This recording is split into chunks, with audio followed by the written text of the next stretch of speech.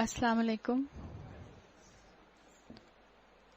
الحمد للہ الذی نحمده ونستعینه ونستغفره ونؤمن به ونتوکل علیہ ونعوذ باللہ من شرور انفسنا ومن سیئات اعمالنا من یهد اللہ فلا مضل له ومن یضلل فلا هادی له ونشهد ان لا الہ الا اللہ وحدہ لا شریک له ونشهد ان محمدا عبد اللہ ورسولہ ثم اما بعد فاعوذ باللہ من الشیطان الرجیم بسم اللہ الرحمن الرحیم رب اشرح لی صدری ویسر لی امری واحلل عقدۃ من لسانی یفقهوا قولی اللہم ثبتنا عند الموت بلا الہ الا اللہ. اے ہمارے اللہ، ہمیں ہماری موت پر کلمہ لا الہ الا اللہ پر ثابت قدم رکھیے، آمین یا رب العالمین. پارہ نمبر 14 سورہ ہجر شروع ہو رہی ہے. بسم اللہ الرحمن الرحیم. الف لام را تلک آیات الکتاب وقرآن مبین ربما یود الذین کفروا لو کانوا مسلمین. الف لام را یہ آیات ہیں کتاب الہی اور قرآن مبین کی. بعید نہیں کہ ایک وقت وہ آ جائے جب وہی لوگ جنہوں نے آج دعوت اسلام کو قبول کرنے سے انکار کر دیا ہے پچھتا کر کہیں گے کاش ہم نے سر تسلیم خم کر دیا ہوتا. یہ قیامت کا ذکر ہے کہ کچھ لوگ قیامت میں تمنا کریں گے کہ کاش کہ وہ ایمان لے آئے ہوتے، مسلمان بن گئے ہوتے، جب وہ ڈھیروں مسلمانوں کو جنت میں جاتے ہوئے دیکھیں گے. اور جیسے آپ نے احادیث میں سنا ہے، رسول اللہ صلی اللہ علیہ وسلم نے فرمایا کہ میری امت کے 70,000 لوگ بغیر حساب کتاب کے جنت میں داخل کر دیے جائیں گے. تو جب کفار ایسے مسلمانوں کو جنت جیسے مقام پر اس روز محشر کے دن جاتے ہوئے دیکھیں گے تو اس دن وہ ریگریٹ کریں گے. چھوڑو انہیں، کھائیں پیئیں، مزے کریں اور بھلاوے میں ڈالے رکھے ان کو جھوٹی امید. ان قریب انہیں معلوم ہو جائے گا ہم نے اس سے پہلے جس بستی کو بھی ہلاک کیا ہے اس کے لیے ایک خاص مہلت عمل لکھی جا چکی ہے. کوئی قوم نہ اپنے مقرر وقت سے پہلے ہلاک ہو سکتی ہے نہ اس کے بعد چھوٹ سکتی ہے. جیسے انسانوں کی عمر 70-80 سال ہوتی ہے، قوموں کی عمر صدیوں پر محیط ہوتی ہے. تو اللہ کو معلوم ہوتا ہے کہ اللہ نے کس امت کا، کس قوم کا کتنا وقت مقرر کر رکھا ہے. یہ لوگ کہتے ہیں اے وہ شخص جس پر یہ ذکر نازل ہوا ہے تو یقیناً دیوانہ ہے. آج بھی دین پر چلنے والوں کو لوگ ایسے ہی فینیٹکس کہتے ہیں. اگر تو سچا ہے تو ہمارے سامنے فرشتوں کو کیوں نہیں لے آتا؟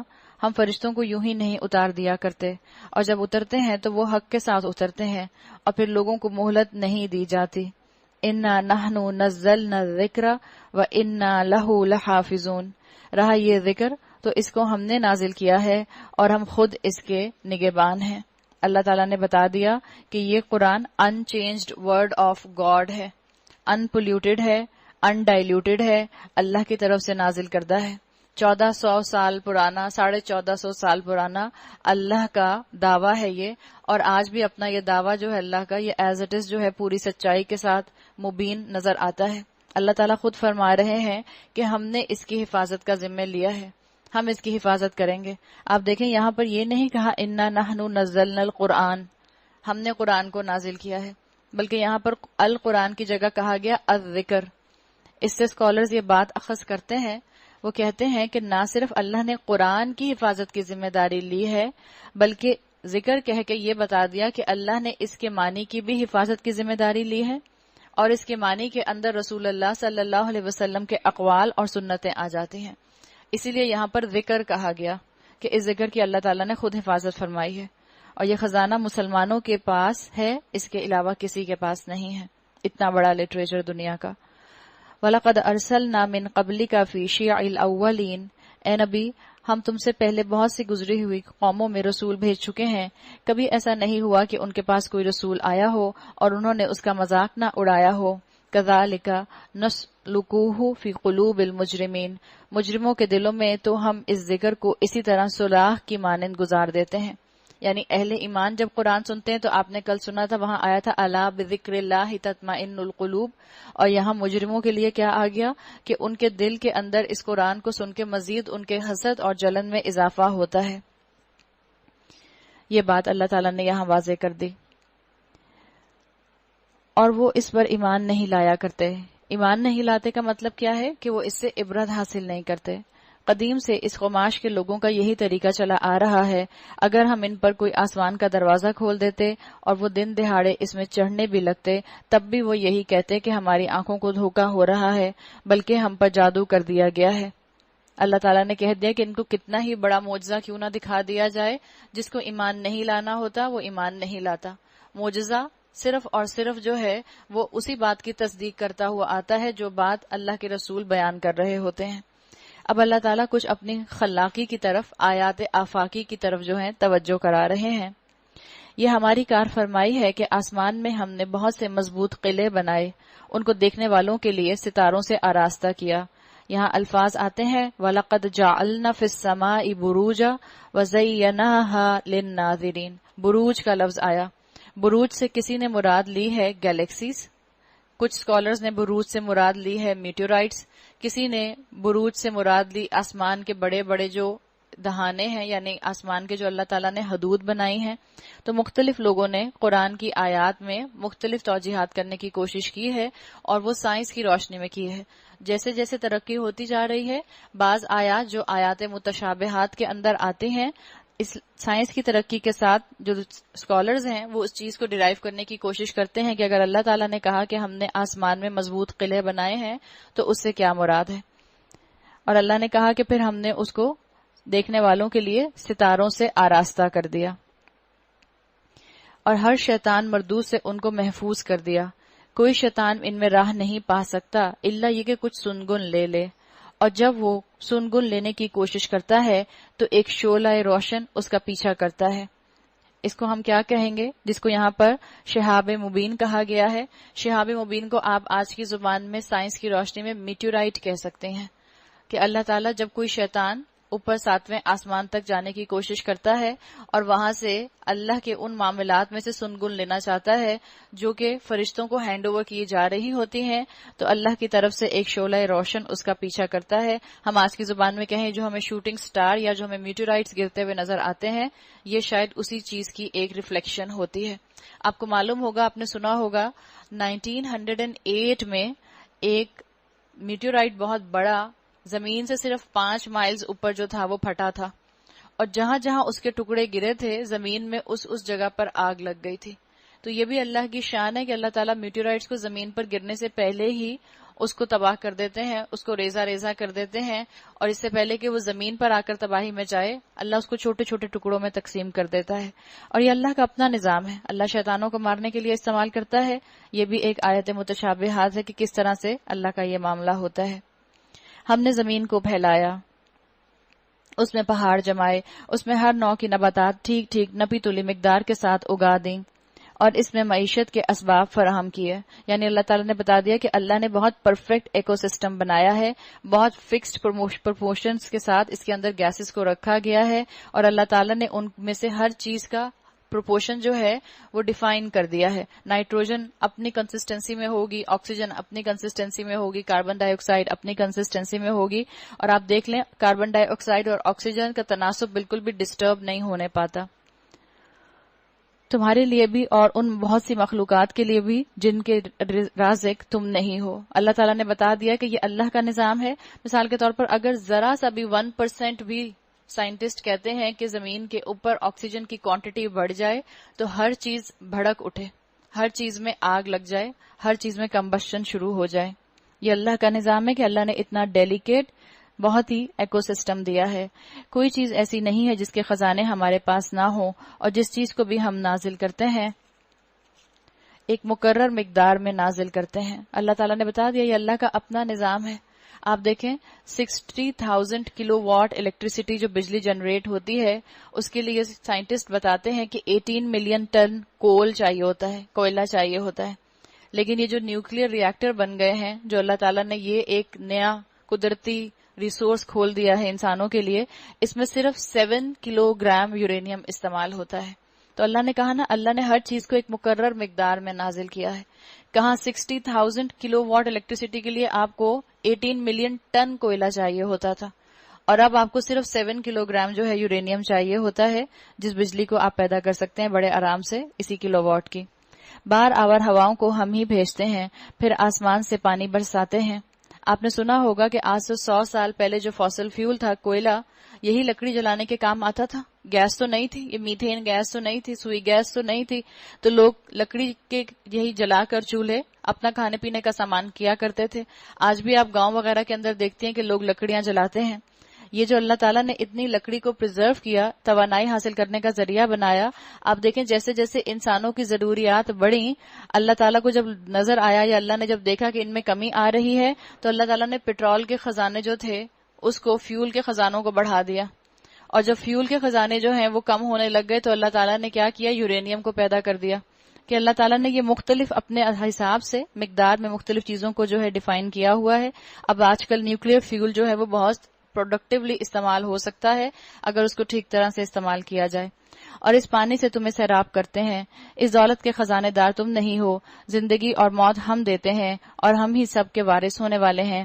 پہلے جو لوگ تم میں سے ہو گزرے ہیں ان کو بھی ہم نے دیکھ رکھا ہے، اور بعد کے آنے والے بھی ہماری نگاہ میں ہیں۔ یقیناً تمہارا رب ان سب کو اکٹھا کرے گا، وہ حکیم بھی ہے اور علیم بھی۔ وَلَقَدْ خَلَقْنَا الْإِنسَانَ مِنْ صَلْصَالٍ مِّنْ حَمَإٍ مَّسْنُونٍ، ہم نے انسان کو سڑی ہوئی مٹی کے سوکھے گارے سے بنایا، اور اس سے پہلے جنوں کو ہم آگ کی لپٹ سے پیدا کر چکے تھے۔ پھر یاد کرو اس موقع کو جب تمہارے رب نے فرشتوں سے کہا، میں سڑی ہوئی مٹی کے سوکھے گارے سے یعنی مارشی لینڈ سے ایک بشر پیدا کر رہا ہوں، جب میں اسے پورا بنا چکوں اور اس میں اپنی روح سے کچھ پھونک دوں تو تم سب اس کے آگے سجدے میں گر جانا۔ اس سے معلوم ہوتا ہے کہ انسان کو جو اللہ تعالیٰ نے اشرف المخلوقات بنایا ہے، وہ اس کی جسم کی وجہ سے نہیں بلکہ اس کے روح ربانی کی وجہ سے اس کو اشرف المخلوقات بنایا ہے، اسی وجہ سے وہ مسجود ملائک ہوا تھا۔ یہ ہے انسان کا اصل جوہر، اور ہم انسان اپنی روحوں ہی کو بھول جاتے ہیں۔ سائنس بھی آپ دیکھیں سارے کا سارا فوکس جسم کے اوپر رکھتی ہے، میڈیکل سائنس سارے کا سارا جسم پر فوکس کرتی ہے، اعلیٰ ترین چیز روح کو بھول جاتی ہے، کمتر چیز جسم کو مان لیتی ہے، حالانکہ دونوں کا بیلنس اسلام سکھاتا ہے۔ چنانچہ تمام فرشتوں نے سجدہ کیا سوائے ابلیس کے، اس نے سجدہ کرنے والوں کا ساتھ دینے سے انکار کر دیا۔ رب نے پوچھا، اے ابلیس تجھے کیا ہوا کہ تو نے سجدہ کرنے والوں کا ساتھ نہ دیا؟ کیوں پوچھا اللہ تعالیٰ نے یہ؟ اللہ کو معلوم تھا کہ اس نے سجدہ کیوں نہیں کیا، پھر بھی اللہ تعالیٰ نے اس کو ایک موقع دیا۔ کیا پتہ اس نے غلطی سے یہ کام کر دیا ہو، تو اللہ نے اس کو موقع دیا شاید کہ یہ بندہ، یہ جو میرا مخلوق ہے، یہ واپس پلٹ آئے۔ اسکالرز کہتے ہیں رحمان اسی طرح سے اپنی مخلوق کو جب گناہ کرتے ہوئے دیکھتا ہے تو فوراً نہیں پکڑ لیتا، اس کو موقع دیتا ہے کہ شاید غلطی سے اس کا پاؤں پھسل گیا ہے، یا اپنی اصلاح کر کے توبہ کر کے شاید اپنا عمل درست کر لے۔ اس نے کہا، میرا یہ کام نہیں ہے کہ میں اس بشر کو سجدہ کروں جسے تو نے سڑی ہوئی مٹی کے سوکھے گارے سے پیدا کیا ہے۔ رب نے فرمایا، اچھا تو نکل جا یہاں سے، کیونکہ تو مردود ہے اور اب روز جزا تک تجھ پر لعنت ہے۔ اس نے عرض کیا، میرے رب یہ بات ہے تو پھر مجھے اس روز تک کے لیے مہلت دے۔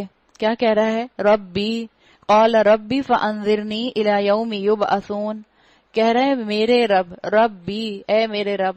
اللہ کو رب مانتا ہے، قیامت کو مانتا تھا، جنت دوزخ اپنی آنکھوں سے دیکھ چکا تھا۔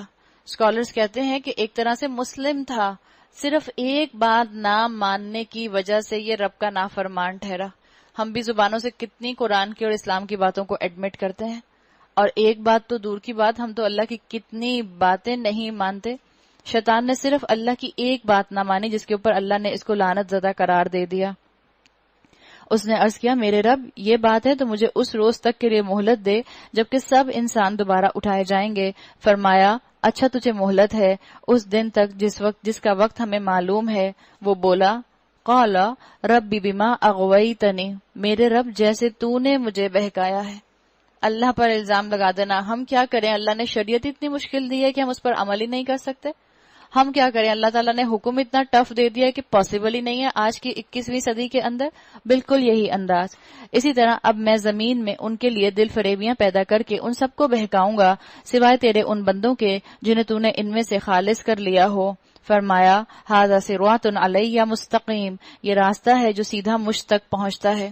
سیدھے راستے کی تڑپ ہر مومن کے دل میں ہونی چاہیے، اسی سیدھے راستے کی جس کے لیے اللہ نے کہا کہ یہ سیدھا راستہ وہ ہے جو مجھ تک پہنچتا ہے۔ اس لیے مومن ہر نماز میں کہتا ہے، اہدنا الصراط المستقیم۔ بے شک جو میرے حقیقی بندے ہیں ان پر تیرا بس نہ چلے گا، تیرا بس تو صرف ان بہکے ہوئے لوگوں ہی پر چلے گا جو تیری پیروی کریں، اور ان سب کے لیے جہنم کی وعید ہے۔ لہا سبعۃ ابواب، ہر دروازے، یہ جہنم جس کی وعید پیرون ابلیس کے لیے کی گئی ہے، اس کے 7 دروازے ہیں، ہر دروازے کے لیے ان میں سے ایک حصہ مخصوص کر دیا گیا ہے۔ علماء اسکالرز کہتے ہیں کہ 7 ذرائع ہیں جن کی وجہ سے انسان جہنم میں جائے گا، جس کے لیے یہاں کہا گیا کہ ہر دروازے کے لیے ان میں سے ایک حصہ مخصوص کر دیا گیا ہے۔ ایک رائے یہ ہے کہ جو 7 کبیرہ گناہ ہیں، جو انسان جو کبیرہ گناہ اپنی زندگی میں اپنے لائف سٹائل کے طور پر شامل رکھے گا، اس کو اس جہنم کے دروازے سے داخل کر دیا جائے گا۔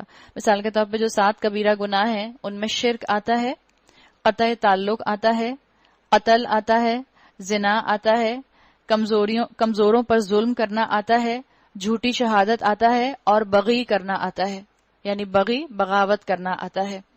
پھر کسی نے کہا کہ 7 اعضاء جن سے انسان جو ہے غلط کاموں میں استعمال، جن کو کر کے کبیرہ گناہ کا مرتکب ہوتا ہے، ان 7 اعضاء کی وجہ سے انسان جو ہے جہنم میں جائیں گے۔ اور ان 7 اعضاء کے اندر، 7 آرگنز کے اندر آنکھ آتی ہے، کان، زبان، پیٹ، شرمگاہ اور ہاتھ پاؤں۔ یہ بھی کچھ اسکالرز کا خیال ہے کہ یہ 7 اعضاء جن کی وجہ سے گناہ کر کے انسان جو ہے ان جہنم کے 7 دروازوں سے داخل ہوگا، جس اپنے آرگن کو اس نے زیادہ استعمال کیا گناہ کرنے کے لیے لائف سٹائل کے طور پر۔ بخلاف اس کے متقی لوگ باغوں اور چشموں میں ہوں گے، اور ان سے کہا جائے گا داخل ہو جاؤ ان میں سلامتی کے ساتھ، بے خوف و خطر۔ وَنَزَعْنَا مَا فِي صُدُورِهِمْ مِنْ غِلٍّ إِخْوَانًا، اور ان کے دلوں میں جو تھوڑی بہت کھوٹ کپٹ ہوگی اسے ہم نکال دیں گے۔ وہ آپس میں بھائی بھائی بن کر آمنے سامنے تختوں پر بیٹھیں گے، انہیں نہ وہاں کسی مشقت سے پالا پڑے گا، نہ وہاں سے وہ نکالے جائیں گے۔ نبی عبادی، اے نبی میرے بندوں کو خبردار کر دیجئے، انا الغفور الرحیم، کہ میں بہت درگزر کرنے والا اور رحم کرنے والا ہوں، وَأَنَّ عَذَابِي هُوَ الْعَذَابُ الْعَلِيمُ، مگر اس کے ساتھ میرا عذاب بھی نہایت دردناک عذاب ہے۔ قرآن نے وضاحت سے بتا دیا کہ کیا عمل ہم کریں تو ہم اللہ کی رحمت کے مستحق ہو سکتے ہیں، اور کیا عمل ہم کریں گے تو اللہ کے عذاب کے مستحق ہو جائیں گے۔ اللہ تعالیٰ نے رسول اللہ صلی اللہ علیہ وسلم کو کہا نبی عبادی، میرے بندوں کو آپ بتا دیجئے، تاکہ آپ کی اور میرے ذہن میں یہ بات کلیئر رہے کہ قرآن کے ساتھ ساتھ رسول اللہ صلی اللہ علیہ وسلم کے اقوال اور سنتوں پر بھی آپ اور میں نظر رکھیں۔ اس لیے آپ سے کہا گیا نبی عبادی۔ اور انہیں ذرا ابراہیم کے مہمانوں کا قصہ سناؤ۔ یہ قصہ ہم پیچھے پڑھ چکے ہیں۔ جب وہ آئے اس کے ہاں اور کہا سلام ہو تم پر، تو اس نے کہا ہمیں تم سے ڈر لگتا ہے۔ یہ بھی پہلے آ چکا ہے کہ ڈر کیوں لگتا تھا، آپ کو بتائی تھی وجہ۔ انہوں نے جواب دیا ڈرو نہیں، ہم تمہیں ایک بڑے سیانے لڑکے کی بشارت دیتے ہیں۔ ابراہیم نے کہا کیا تم اس بڑھاپے میں مجھے اولاد کی بشارت دیتے ہو؟ ذرا سوچو تو صحیح، یہ کیسی بشارت تم مجھے دے رہے ہو؟ انہوں نے جواب دیا ہم تمہیں برحق بشارت دے رہے ہیں، تم مایوس نہ ہو۔ ابراہیم نے کہا وَمَن يَقْنَطُ مِن رَحْمَةِ رَبِّهِ إِلَّا الضَّالُّونَ، اپنے رب کی رحمت سے مایوس تو گمراہ لوگ ہی ہوا کرتے ہیں۔ جیسے کہتے ہیں نا اردو میں مایوسی کفر ہے، بالکل یہی انداز عربی زبان کا یہاں اپنایا گیا ہے۔ ہو سکتا ہے مایوسی کفر ہے کا محاورہ اردو زبان میں عربی سے ہی آیا ہو، یعنی مراد یہ ہے کہ انسان کسی بھی حالت میں اللہ سے نا امید نہ ہو، ایون اگر آپ کے اسباب آپ کا ساتھ نہیں دے رہے تب بھی۔ کسی اسکالر نے کہا کہ اللہ پر ایمان، اللہ پر توکل کیا ہے؟ انہوں نے کہا آپ کے جیب میں بہت سا پیسہ ہو اور آپ اس پیسے سے جو چاہیں خریدنے کی طاقت رکھتے ہیں، اور آپ کہیں کہ میں یہ خرید لوں گا اور یہ خرید لوں گا اور یہ خرید لوں گا، تو اس میں آپ نے اللہ پر کیا توکل کیا؟ ہو سکتا ہے توکل تو آپ کا آپ کے مال پر ہو، آپ کے جیب میں پیسہ نہ ہو اور آپ کہیں کہ اللہ میری ضرورت پوری کرے گا، اللہ میرا رازق ہے، اللہ نے جو میری تقدیر میں لکھا ہے وہ مجھے مل کر رہے گا، یہ عین ایمان ہے۔ تو بالکل اسی طرح یہاں پر بتایا گیا کہ اللہ کی رحمت سے گمراہی صرف نا امید ہوتے ہیں۔ پھر ابراہیم نے پوچھا اے فرشتگان الہی، وہ مہم کیا ہے جس پر آپ حضرات تشریف لائے ہیں؟ وہ بولے ہم ایک مجرم قوم کی طرف بھیجے گئے ہیں، صرف لوط کے گھر والے مستثنا ہیں، ان سب کو ہم بچا لیں گے سوائے اس کی بیوی کے، جس کے لیے اللہ فرماتا ہے کہ ہم نے مقرر کر دیا ہے کہ وہ پیچھے رہ جانے والوں میں شامل رہے گی۔ پھر جب یہ فرستادے لوط کے پاس پہنچے تو اس نے کہا آپ لوگ اجنبی معلوم ہوتے ہیں۔ روایات بتاتی ہیں کہ لوط علیہ السلام کے پاس یہ جو فرشتے آئے تھے یہ انسانی شکل میں آئے تھے، اور ہم نے پڑھا تھا 2 خوبصورت لڑکوں کی شکل میں آئے تھے۔ انہوں نے جواب دیا، یعنی فرشتوں نے جواب دیا، نہیں بلکہ ہم وہی چیز لے کر آئے ہیں جس کے آنے میں یہ لوگ شک کر رہے تھے۔ یعنی انہوں نے ہنٹ دے دی کہ ہم عذاب لے کر آئے ہیں، ہم انسان نہیں ہیں، اللہ کے بھیجے ہوئے ہیں۔ ہم تم سے سچ کہتے ہیں کہ ہم حق کے ساتھ تمہارے پاس آئے ہیں، لہٰذا اب تم کچھ رات رہے اپنے گھر والوں کو لے کر نکل جاؤ اور خود ان کے پیچھے پیچھے چلو، تم میں سے کوئی پلٹ کر نہ دیکھے۔ یہاں سے پتہ چلتا ہے کہ ایموشنل اٹیچمنٹ کی پاور جو ہے وہ انسان کو عمل میں یا تو دوڑا دیتی ہے یا انسان کی جو ہے وہ قدم روک لیتی ہے۔ اسی ایموشنل اٹیچمنٹ کی پاور کا اظہار یہاں کیا گیا۔ آپ اور میں بھی دیکھ لیں کہ ہم خوشی اور غم کے موقع پر کس کے ساتھ اپنے آپ کو رکھنا پسند کرتے ہیں، کس کے ساتھ اپنی اٹیچمنٹ، اپنی ایسوسیشن کو شو کرتے ہیں۔ بس سیدھے چلو، بس سیدھے چلے جاؤ جدھر جانے کا تمہیں حکم دیا جا رہا ہے۔ اور اسے ہم نے اپنا یہ فیصلہ پہنچا دیا کہ صبح ہوتے ان لوگوں کی جڑ کاٹ دی جائے گی۔ اتنے میں شہر کے لوگ خوشی کے مارے بےتاب ہو کر لوط کے گھر چڑھ آئے۔ لوط نے کہا، بھائیو یہ میرے مہمان ہے، میری فضیحت نہ کرو، اللہ سے ڈرو، مجھے رسوا نہ کرو۔ یعنی جس میں اللہ کا تقویٰ ہوتا ہے وہ یہ بھی چاہتا ہے کہ دوسروں کی بھی رسوائی نہ ہو۔ وہ جو ان کی قوم کے، لوط علیہ السلام کی قوم کے لوگ آ رہے تھے، وہ کیوں آ رہے تھے؟ ان کے مہمانوں کے ساتھ قوم عمل لوط کرنے کے لیے۔ ظاہر ہے ان کے مہمانوں کی اس میں انسلٹ ہوتی، تو جو متقی انسان ہوتا ہے، اسکالرز کہتے ہیں، وہ دوسرے انسانوں کو بھی رسوا نہیں کرنا چاہتا۔ اس لیے متقی انسان ہر وقت صرف یہ نہیں کہتا رہتا کہ میں بہت سینسٹیو ہوں، میں بہت سینسٹیو ہوں، میں بہت سینسٹیو ہوں۔ متقی انسان سیلف سینٹرڈ نہیں ہوتا، بلکہ وہ اوروں کے لیے سینسٹیو ہوتا ہے، اوروں کے جذبات کا بھی خیال رکھتا ہے۔ وہ بولے، کیا ہم بارہا تمہیں منع نہیں کر چکے کہ دنیا بھر کے ٹھیکیدار نہ بنو؟ Self appointed keepers of morality بننے کی تمہیں ضرورت نہیں ہے۔ ہم جانتے ہیں ہمارا دین کیا ہے، ہمیں سب پتہ ہے، تمہیں بتانے کی ضرورت نہیں ہے۔ لوط نے عاجز ہو کر کہا، اگر تمہیں کچھ کرنا ہی ہے تو یہ میری بیٹیاں موجود ہیں۔ ہم نے اس میں دیکھا تھا کہ ایک قول آتا ہے کہ لوط علیہ السلام نے یا تو اپنی بیٹیوں کو آفر کیا، یا کیونکہ وہ اس قوم کے نبی تھے، رسول تھے، تو انہوں نے سب ان کی بیویوں کو اور سب اس قوم کی عورتوں کو اپنی بیٹیوں کے طور پر ڈکلیئر کیا۔ تیری جان کی قسم اے نبی صلی اللہ علیہ وسلم، اس وقت ان پر ایک نشہ سا چڑھا ہوا تھا جس میں وہ آپے سے باہر ہوئے جاتے تھے۔ آخر کار پو پھٹتے ہی ان کو ایک زبردست دھماکے نے آ لیا اور ہم نے اس بستی کو تلپٹ کر کے رکھ دیا۔ آپ جب عربی پڑھیں تو آپ کو حقیقت میں رونگٹے کھڑے ہوتے ہیں۔ فَجَعَلْنَا عَالِيَهَا سَافِلَهَا وَأَمْطَرْنَا عَلَيْهِمْ حِجَارَةً مِّن سِجِّيلٍ۔ آپ امیجن کریں ہمارے گھر الٹے ہو جائیں، گھر الٹے کر دیا، گھر کا جو اوپر کا حصہ تھا اس کو نیچے کر دیا، جو نیچے کا حصہ تھا اس کو اوپر کر دیا۔ اللہ تعالیٰ نے اتنا سخت اپنے غصے کا، غضب کا اظہار کیا اور ان پر پکی ہوئی مٹی کے پتھروں کی بارش فرما دی۔ اس واقعے میں بڑی نشانیاں ہیں ان لوگوں کے لیے جو صاحب فراست ہیں، یعنی جو عبرت حاصل کرنے والے ہیں۔ اور وہ علاقہ جہاں یہ واقعہ پیش آیا تھا گزرگاہ عام پر واقع ہے، اس میں سامان عبرت ہے ان لوگوں کے لیے جو صاحب ایمان ہیں۔ یعنی آج کل بھی آپ اور میں جانتے ہیں کہ یہ کون سی بستیاں ہیں، کہاں پر یہ عذاب آیا تھا، آج بھی بیرن پڑی ہیں وہ بستیاں۔ کس وجہ سے؟ ہومو سیکشولیٹی کے مرض کی وجہ سے۔ آج بھی ہومو سیکشولیٹی جو ہے وہ دنیا میں بڑھتا جا رہا ہے، لیکن اگر اس حد تک بڑھ گیا، اللہ نہ کرے جس حد تک قوم لوط میں بڑھا ہوا تھا، تو اب اللہ کا عذاب آ سکتا ہے۔ اور اسکالرز کہتے ہیں اگر اللہ کا عذاب کسی بستی پر آئے گا ہومو سیکشولیٹی کے لیے تو وہ ایسا ہی عذاب ہوگا کہ اللہ اس بستی کو الٹا کر دے گا، اس کا اوپر کا حصہ نیچے اور نیچے کا حصہ اوپر کر دے گا۔ ان کے بھی سارے سالٹس جو تھے وہ زمین کے اوپر آ گئے تھے اور ان کے گھر زمین کے اندر جا کے دب گئے تھے، فوسل بن گئے تھے بالکل۔ آج اللہ کی رحمت کیوں ہے ہمارے ساتھ؟ آج بہت زیادہ دنیا کے اندر ہومو سیکشولیٹی کا غلغلہ ہونے کے باوجود الحمدللہ بہت سے لوگ اس کے خلاف بولنے والے بھی ہیں، اس کے خلاف آواز اٹھانے والے بھی ہیں۔ اسی لیے اللہ جو ہے اپنی رحمت کے ساتھ جو ہے وہ اس طرح کی سزا کو نہیں بھیج رہا۔ اب آگے قوم شعیب کا ذکر آئے گا۔ قوم شعیب ہی کی قوم کا ایک اور نام آتا ہے جس کو کہا جاتا ہے ایکا، اور ایکا والے ظالم تھے۔ ایکا عربی زبان میں جنگل کے لیے بھی آتا ہے اور ایکا عربی زبان میں بہت بڑے درخت کے لیے بھی آتا ہے، جیسے پرانے جو بڑے بڑے درخت ہوتے ہیں اس کے لیے بھی آتا ہے۔ ہم نے بات کی تھی کہ شعیب علیہ السلام جو تھے وہ ابراہیم علیہ السلام کی تیسری بیوی قطورہ کے بیٹے تھے۔ ایکا والے ظالم تھے، تو دیکھ لو ہم نے بھی ان سے انتقام لیا اور ان دونوں قوموں کے اجڑے ہوئے علاقے کھلے راستے پر واقع ہیں۔ ہجر کے لوگ بھی رسولوں کی تکذیب کر چکے ہیں۔ ہجر قوم سمود کے مرکزی شہر کا نام تھا جس کے اوپر یہ سورت بھی آپ پوری دیکھ رہی ہیں، سورہ ہجر۔ ہم نے اپنی آیات ان کے پاس بھیجیں، اپنی نشانیاں ان کو دکھائیں، مگر وہ سب کو نظر انداز ہی کرتے رہے۔ وہ پہاڑ تراش تراش کر مکان بناتے تھے اور اپنی جگہ بالکل بے خوف اور مطمئن تھے۔ آخرکار ایک زبردست دھماکے نے ان کو صبح ہوتے ہی آ لیا اور ان کی کمائی ان کے کچھ کام نہ آئی۔ کون سی کمائی؟ دنیا کی کمائی۔ ان کے عذاب سے ان کو نہ بچا سکے، ان کے گھر ان کو اللہ کے عذاب سے نہ بچا سکے۔ اگر آخرت کی کمائی ہوتی تو عذاب نہ آتا یا عذاب سے بچا لیے جاتے۔ ہم نے زمین اور آسمانوں کو اور ان سب کی موجودات کو حق کے سوا کسی اور بنیاد پر خلق نہیں کیا ہے، اور فیصلے کی گھڑی یقیناً آنے والی ہے۔ پس اے نبی صلی اللہ علیہ وسلم، تم ان لوگوں کی بےہودگیوں پر شریفانہ انداز سے درگزر کا کام لو۔ اللہ تعالیٰ نے کیا کہا؟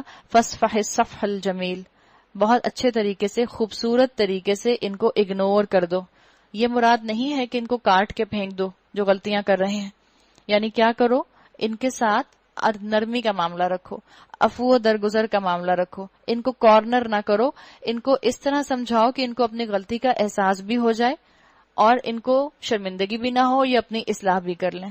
ان کی غلطی کا جواب غلطی سے نہ دو۔ ہمارے لیے بھی اس میں سبق ہے۔ ہم جب اپنے خاندانوں کے اندر اپنی اولاد کو، اپنے رشتہ داروں کو، اپنے بہن بھائیوں کو تبلیغ کرنے کھڑے ہوتے ہیں، اگر وہ ہماری ایک دفعہ کی بات نہیں مانتے تو دوسری دفعہ میں نہیں تو تیسری دفعہ میں ہمیں غصہ آ ہی جاتا ہے۔ ہم کہتے ہیں کتنی دفعہ بتایا تمہیں سمجھ کیوں نہیں آتی؟ غصہ کرنے کی ضرورت نہیں ہے۔ مثال کے طور پر آپ نے ایک دفعہ ڈکلیئر کر دیا اپنے گھر میں کہ بھئی نہ میں برتھ ڈے سیلیبریٹ کروں گی اور نہ میں کسی کو وش کروں گی، اور برائے مہربانی آپ لوگ بھی مجھے وش نہ کریں۔ پھر بھی اگر آپ کے بھائی بہن، آپ کے امی ابا آپ کو فون کر کے ضرور آپ کو برتھ ڈے وش کرتے ہیں، اب آپ کیا کریں؟ غصہ کرنا شروع کر دیں۔ کتنی دفعہ منع کیا ہے مجھے برتھ ڈے وش نہ کیا کریں؟ کتنی دفعہ میں نے آپ کو کہا ہے یہ غیر مسلموں کے طریقے ہیں؟ یہ انداز مسلمان کا نہیں ہوتا۔ آپ کیا کریں؟ مثال کے طور پر آپ کے والد آپ کو فون کر کے برتھ ڈے وش کر رہے ہیں، آپ خاموشی سے سن لیجئے کہ یہ دعاؤں میں یاد رکھیے مجھے اپنے۔ اور اگر بہن بھائی ہیں، ظاہری بات ہے اپنے والد کی میں اور آپ تربیت نہیں کر سکتے، اپنی والدہ کی آپ اور میں تربیت نہیں کر سکتے، اپنی اولاد کی کر سکتے ہیں اور کافی حد تک اپنے بہن بھائیوں کی بھی کر سکتے ہیں اگر بہن بھائی سننے کو تیار ہوں۔ غصہ ان کے ساتھ بھی نہیں کرنا۔ آپ ریکویسٹ کر سکتی ہیں کہ بھئی دیکھو نہ کیا کرو برتھ ڈے وش، مجھے گفٹ اس دن نہ بھیجا کرو، کسی اور دن بھیج دیا کرو۔ تو کیا کہا ہے اللہ تعالیٰ کے رسول کو؟ کہا گیا فَاصْفَحِ الصَّفْحَ الْجَمِيلَ، ان کو خوبصورتی کے ساتھ اگنور کیجئے، اور ایسا مت معاملہ کیجئے کہ لڑائی ہوتے ہوتے معاملہ اس نوبت پر پہنچ جائے کہ آپ کا اور اس کا بندے کا آپس میں جھگڑا ہو اور دوبارہ آمنا سامنا نہ ہونے پائے۔ وہ کہتے ہیں نا it's better to lose an argument than to lose a person. انسان اور شخصیت کو نہ کھو دیں۔ ہو سکتا ہے آپ اس بحث میں ہار جائیں، کوئی بات نہیں، جھک جائیں۔ اس کی طرف اشارہ کیا گیا۔ یقیناً تمہارا رب سب کا خالق ہے اور سب کچھ جانتا ہے۔ وَلَقَدْ آتَيْنَاكَ سَبْعًا مِّنَ الْمَثَانِي وَالْقُرْآنَ الْعَظِيمَ، ہم نے تم کو 7 ایسی آیات دے رکھی ہیں جو بار بار دہرائی جانے کے لائق ہیں، اور تمہیں قرآن عظیم عطا کیا ہے۔ 7 بار بار دہرائی جانے والی آیات ہم نے بات کی تھی، سورہ فاتحہ یہاں پر مراد ہے۔ اب دیکھیں قرآن اور سورہ فاتحہ کو 2 الگ الگ طرح سے بیان کیا گیا۔ ہم نے تمہیں یہ نہیں کہا اللہ نے کہ ہم نے تمہیں قرآن دیا جو دہرایا جاتا ہے۔ 7 بار بار دہرائی جانے والی اور قرآن، اللہ کو معلوم تھا کہ یہ 7 آیات تو بار بار دہرائی جائیں گی، شاید اتنا قرآن نہیں دہرایا جاتا جتنی سورہ فاتحہ دہرائی جاتی ہے، اس لیے کہ ہر نماز میں، ہر رکعت میں آپ کو اور مجھے 1 مرتبہ سورہ فاتحہ پڑھنی ہوتی ہے۔ اگر ہم عام دنوں میں اپنی نمازوں کو دیکھیں تو کم سے کم ایک دن میں صرف فرائض کے اندر ہی ہمیں 17 ٹائم سورہ فاتحہ پڑھنی ہوتی ہے۔ تو سب سے زیادہ دنیا کا ریپیٹ ہونے والا ڈاکیومنٹ سورہ فاتحہ ہے، اور اللہ کی شان دیکھیں کہ اللہ تعالیٰ نے اس کو 1450 سال پہلے کہہ دیا کہ یہ مستقل دہرائی جانے والی سورت ہے، مستقل دہرائی جانے والی آیات ہیں۔ سورہ فاتحہ کی بہت سی ہم نے نام دیکھے تھے، اور سورہ فاتحہ کی بہت فضیلت بھی آتی ہے، اس کی بہت اہمیت بھی ہے۔ اگر کہیں آپ کو بیماری جسم میں محسوس ہو رہی ہو، کہیں درد ہو رہا ہو، بخار ہو، تو آپ سورہ فاتحہ پڑھ کے اپنے ہاتھوں کے اوپر دم کر کے اور اپنے جسم کے حصے پر پھیر لیں، انشاءاللہ اللہ آپ کو شفا عطا فرمائے گا۔ تم اس متاع دنیا کی طرف آنکھ اٹھا کر نہ دیکھو، اور اللہ نے یہ بھی کہا کہ ہم نے تمہیں قرآن عظیم دیا ہے۔ حدیث میں آتا ہے کہ جس نے قرآن کی نعمت پانے کے بعد دنیا کی تمنا کی، اس نے قرآن کی قدر نہیں کی۔ ایک ڈیپتھ لیس اوشن ہے، اس قرآن کے ساتھ بھی وقت لگاؤ۔ تم اس متاع دنیا کی طرف آنکھ اٹھا کر نہ دیکھو جو ہم نے ان میں سے مختلف قسم کے لوگوں کو دے رکھی ہے، اور نہ ان کے حال پر اپنا دل کڑھاؤ، انہیں چھوڑ کر ایمان لانے والوں کی طرف جھک جاؤ۔ بتا دیا گیا کہ دین پڑھنے پڑھانے والے جو ہیں ان کا فوکس جو ہے وہ دنیا کی نعمتوں پر نہیں ہوتا، ان کو جو مل جاتا ہے وہ اس پر راضی رہتے ہیں۔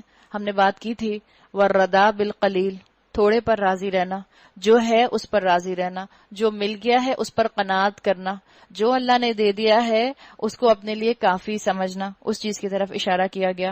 اور ایک یہاں پر اسکالرز کے مطابق اشارہ اس طرف بھی ہے کہ جب یہ کہا گیا کہ انہیں چھوڑ کر ایمان لانے والوں کی طرف جھک جاؤ، تو اس کا مطلب یہ بھی ہے کہ آپ جن لوگوں کو قرآن کی تبلیغ کرنا چاہ رہے ہیں، اور اگر آپ کے پاس کم لوگ آ کر بیٹھتے ہیں تو آپ پریشان نہ ہوں۔ کس کی طرف آپ فوکس کریں؟ ان کی طرف فوکس نہ کریں جو آ کر نہیں بیٹھا، ان کی طرف فوکس کریں جو آ کر بیٹھ چکے ہیں، جو علم کے طالب ہیں، جو پڑھنا چاہتے ہیں، جو جاننا چاہتے ہیں، تو آپ بھی محنت کے ساتھ ان کو بتاتے جائیے۔ اور نہ ماننے والوں سے کہہ دو کہ میں تو صاف صاف تنبیہ کرنے والا ہوں۔ یہ اسی کی طرح کی تنبیہ ہے جیسی ہم نے ان تفرقہ پردازیوں کی طرف بھیجی تھی، یعنی کس طرف؟ جو لوگوں کے دل ایک دوسرے سے پھاڑتے تھے، جنہوں نے اپنے قرآن کو ٹکڑے ٹکڑے کر ڈالا تھا۔ یہ بنی اسرائیلیوں کا ذکر ہے، اور یہاں پر قرآن تورات کو کہا گیا ہے۔ قرآن یہاں پر اپنے ٹرمینالوجیکل میننگ کے اندر نہیں بلکہ اپنے لفظی میننگ کے اندر، لٹرل میننگز میں آیا ہے، جس کو آپ کہتے ہیں لغت یا ڈکشنری کے میننگز میں۔ قرآن تورات کو کہا گیا ہے۔ قرآن کا مطلب ہوتا ہے بار بار پڑھی جانے والی۔ تو یہ کہا گیا کہ ان لوگوں نے، بنی اسرائیلیوں نے اپنی کتاب کو ٹکڑے ٹکڑے کر لیا تھا، یعنی کچھ حصے کو مانتے تھے، کچھ حصے کو چھوڑ دیتے تھے، اور انہوں نے کتاب کا مذاق بنا لیا تھا۔ تو قسم ہے تیرے رب کی، ہم ضرور ان سے پوچھیں گے تم کیا کرتے رہے ہو۔ مجھے اور آپ کو بھی اشارہ کر کے بتا دیا گیا کہ اہل کتاب نے اپنی کتاب کے ساتھ جو رویہ رکھا تھا، تم بھی اپنی کتاب کو ٹکڑے ٹکڑے نہ کر دینا، ورنہ اللہ کا یہ فریز یاد رکھنا کہ اللہ تعالیٰ تم سے پوچھے گا تم کیا کرتے رہے ہو۔ بس اے نبی، جس چیز کا تمہیں حکم دیا جا رہا ہے اسے ہاں کے پکارے کہہ دو، اور شرک کرنے والوں کی ذرا پرواہ نہ کرو۔ تمہاری طرف سے ہم ان مذاق اڑانے والوں کی خبر لینے کے لیے کافی ہیں۔ ہر تبلیغ کرنے والے کو طنز اور طعنے کی صورتحال پیش آتی ہے، اللہ کے رسول کو بھی آئی۔ اللہ نے کہا تمہاری طرف سے ہم ان مذاق اڑانے والوں کے لیے کافی ہیں، یعنی تم ان کے طنز کی فکر نہ کرو، تم اپنا تبلیغ کا کام کرتے رہو، ورنہ تم اپنے مقصد سے ڈسٹرب ہو جاؤ گے۔ جو اللہ کے ساتھ کسی اور کو بھی خدا قرار دیتے ہیں، ان قریب انہیں معلوم ہو جائے گا۔ ہمیں معلوم ہے کہ جو باتیں یہ لوگ تم پر بناتے ہیں ان سے تمہارے دل کو سخت کوفت ہوتی ہے، یعنی تمہارا دل دکھتا ہے۔ اللہ کے رسول کو تکلیف ہوتی تھی، برا لگتا تھا، ان کے جذبات تھے، ان کو غصہ آتا تھا، ان کو رنج ہوتا تھا، ان کو غم پہنچتا تھا۔ جی ہاں، بالکل۔ اپنا انسان مذاق اڑوانا پسند نہیں کرتا، چاہے اللہ کے رسول ہوں صلی اللہ علیہ وسلم، چاہے میں اور آپ عام انسان ہوں۔ ہم میں سے کوئی بھی اپنا مذاق اڑانا پسند نہیں کرتا۔ تو رسول بھی انسان ہوا کرتے تھے، مگر بتا دیا گیا کہ اگر تم اللہ کے راستے پر آ گئے ہو تو تمہیں اپنی عزت کی قربانی دینی ہوگی۔ اسکالرز کہتے ہیں کہ اللہ کے راستے پر آنے کا دعویٰ کرنے والے کو اپنے مال کی قربانی سے پہلے اپنی عزت کی قربانی دینی ہوتی ہے، اور عزت کی قربانی دینا ہم سب بہت اچھی طرح جانتے ہیں۔ آپ نے قرآن کا کورس جوائن کر لیا، اب اس کے بعد آپ کے اوپر لوگ کس طرح سے فنگر پوائنٹنگ کرتے ہیں کہ اب آپ کی چھوٹی چھوٹی چیزوں کو آبزرو کرتے ہیں۔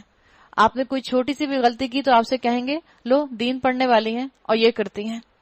اس سے کیا ہوا؟ آپ کی عزت میں کمی تو ہو گئی، بظاہر آپ کا مذاق تو انہوں نے اڑا دیا کہ تم دین پڑھ کر یہ کرتی ہو، تم تو دین پڑھنے والی ہو۔ تو سب سے پہلے اس راہ پر، اللہ کی راہ پر، صراط مستقیم پر آ کر جس چیز کی قربانی دینی ہوتی ہے وہ انسان کی عزت ہوتی ہے۔ ہدایت کا سفر جب شروع ہوتا ہے تو اس کی پہلی عزت انسان کی انا پر پڑتی ہے۔ تو بتا دیا اس کا علاج یہ ہے۔ کیا ہے اس کا علاج؟ فَسَبِّحْ بِحَمْدِ رَبِّكَ وَكُن مِّنَ السَّاجِدِينَ، اپنے رب کی حمد کے ساتھ اس کی تسبیح کرو اور اس کی جناب میں سجدہ بجا لاؤ۔ وَاعْبُدْ رَبَّكَ حَتَّى يَأْتِيَكَ الْيَقِينُ، اور اس آخری گھڑی تک اپنے رب کی بندگی کرتے رہو جس کا آنا یقینی ہے، یعنی قیامت کا دن۔ اور جو جس دن مر گیا اس کی قیامت اس دن شروع ہو گئی۔ تو اپنی موت تک انسان اللہ کی بندگی میں اٹیچ رہے۔ انبیاء مختلف بندگی کے رنگ ہمیں دکھا کر چلے گئے۔ ابراہیم علیہ السلام کی تو پوری زندگی میں بندگی تھی، نوح علیہ السلام کی زندگی میں امر بالمعروف اور نہی عن المنکر کی بندگی تھی. پھر آپ موسیٰ علیہ السلام کو دیکھیں تو موسیٰ علیہ السلام کی زندگی میں بھی صبر کی بندگی تھی. ایسی ان کو قوم ملی جو سوال کر کر کے ان کو پریشان کر کے رکھتی تھی. رسول اللہ صلی اللہ علیہ وسلم کی زندگی میں رات کی بندگی الگ تھی، دن کی بندگی الگ تھی. رات میں کھڑے ہو کر اللہ کی عبادت کیا کرتے تھے اور دن میں اس انرجی کو بندوں تک اللہ کا پیغام پہنچانے کے لیے استعمال کیا کرتے تھے. حضرت ابو بکر کی بندگی میں حلم تھا، میچورٹی تھی. حضرت عمر کی بندگی کے اندر کانفیڈنس تھا، اعتماد تھا. آپ امام بخاری کے اوپر آ جائیے، امام بخاری کی بندگی علم سے دوستی کی بندگی تھی. امام بخاری نے بچپن سے علم حاصل کرنا شروع کر دیا تھا. آپ اپنی ایک ایک ہسٹری پرسنالٹی کو اٹھا کر دیکھ لیں، آپ کو بندگی کا ایک سے ایک رنگ نظر آئے گا. تو آپ اور میں بھی کوشش کریں کہ ہم اپنے اندر بندگی کے اس رنگ کو ڈیویلپ کر سکیں.